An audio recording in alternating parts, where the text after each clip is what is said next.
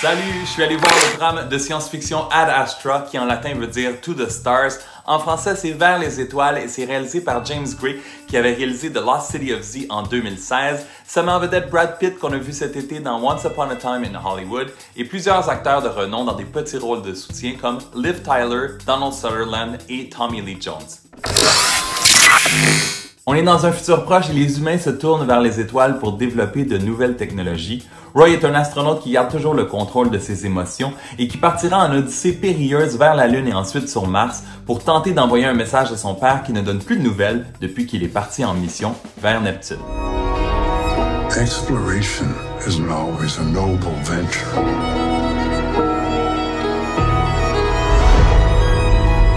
We have to hold out the possibility that your father may be hiding from us.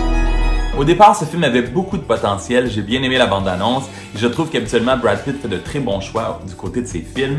Dès les premières minutes, j'ai été captivé malgré la lenteur, magnifique direction photo, superbe musique et les 2-3 scènes d'action m'ont vraiment gardé sur le bout de mon siège, super stressant. Dans Ad Astra, Brad Pitt donne vraiment une excellente performance et c'est aussi le narrateur.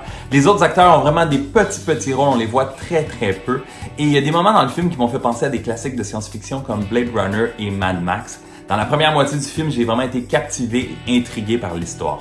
Dans la deuxième moitié, vraiment, tout se gâche. On nous balance quelque chose pendant quelques minutes qui change tout et on n'y revient pas vraiment, il n'y a pas beaucoup de conséquences.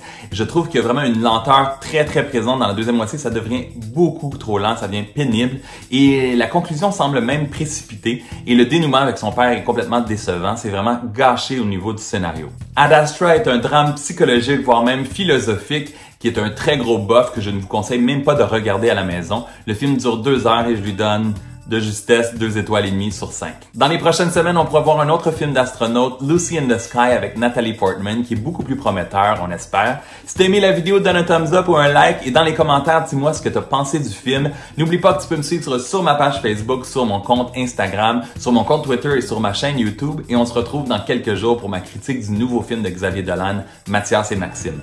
Ciao!